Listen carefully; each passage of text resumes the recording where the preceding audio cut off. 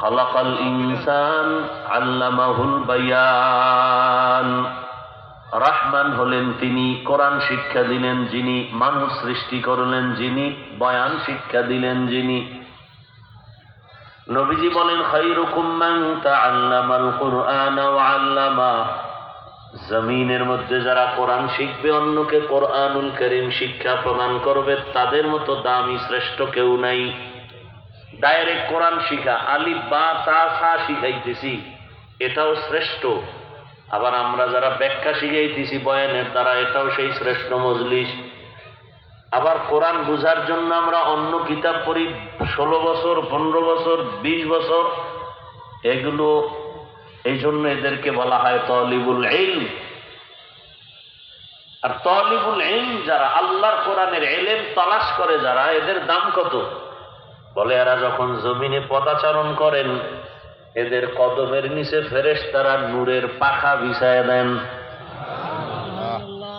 গর্তের পিপিলিকা এদের জন্য দোয়া করে, সমুদ্রের প্রাণীরা এদের জন্য দোয়া করে। হাত্তাল হাইতানু ফিল মা। কার জন্য দোয়া করে? যে আল্লাহর কোরআনকে ধারণ করে। শুধু তাই না, আমি কোরআন পড়ি, আপনাকে পড়াই। এখানে যারা সহযোগিতা করবে, টাকা দিয়ে হোক, পরামর্শ দিয়ে হোক, আমি আলেম হইয়া যে বরকত পাবো, সম্মান পাবো, পুরস্কার পাবো, আমাকে সহযোগিতা যারা করবে, আল্লাহ তাদেরকেও সে পুরস্কার দান করবে। দান জবাবে বা সওয়াব হক না দারাব, দোস্তে খলকা জারেরা নিস্ত ই খসলত কে দিনদারেরা।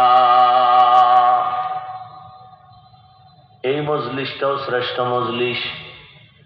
এত শ্রেষ্ঠত্বের কারণ কি? বলে শ্রেষ্ঠত্ব জিনিস এখানে পাওয়া গেল।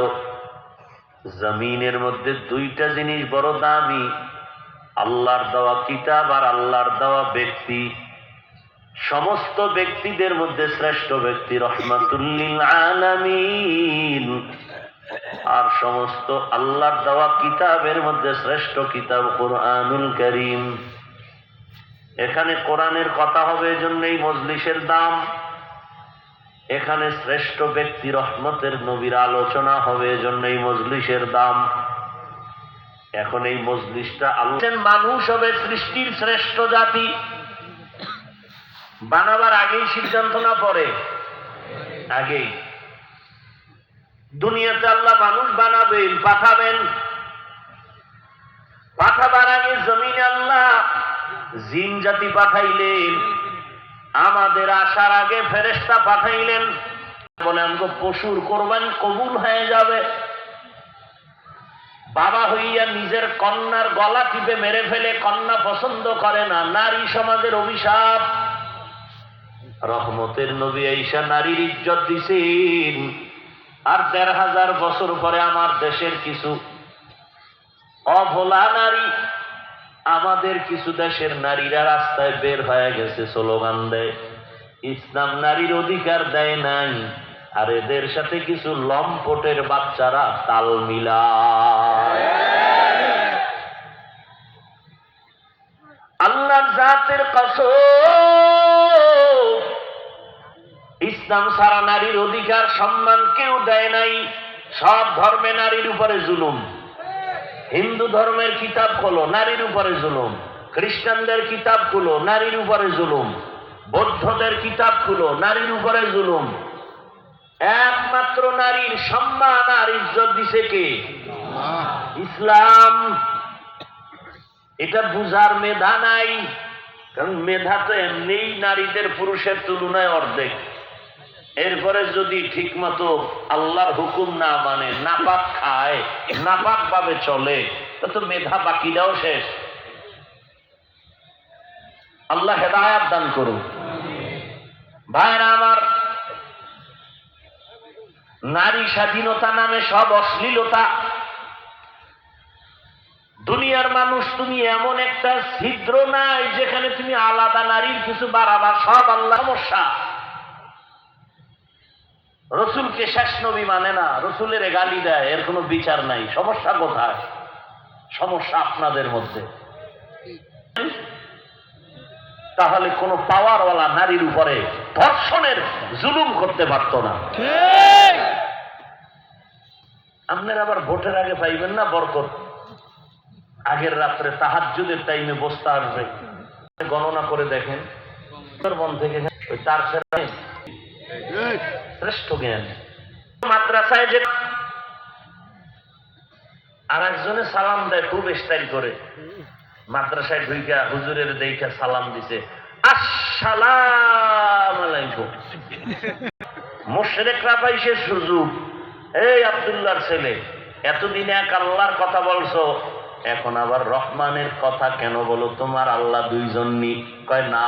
তো পরিচয় দেয় মানির রহমান।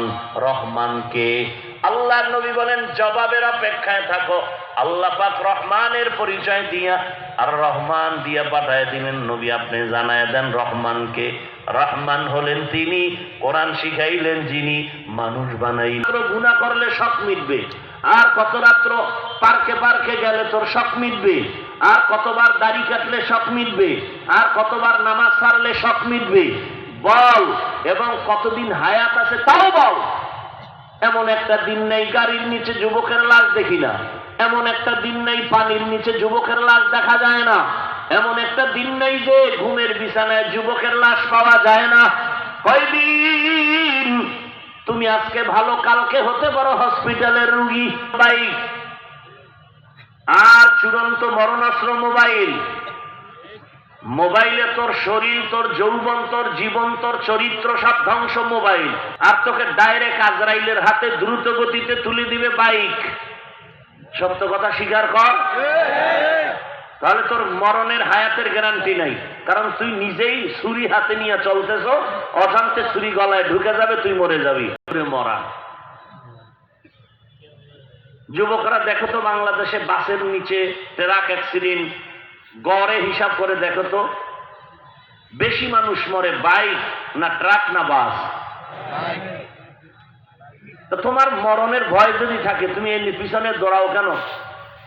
তাহলে বোঝা গেল তোমার হায়াত বেশি দিন নাই।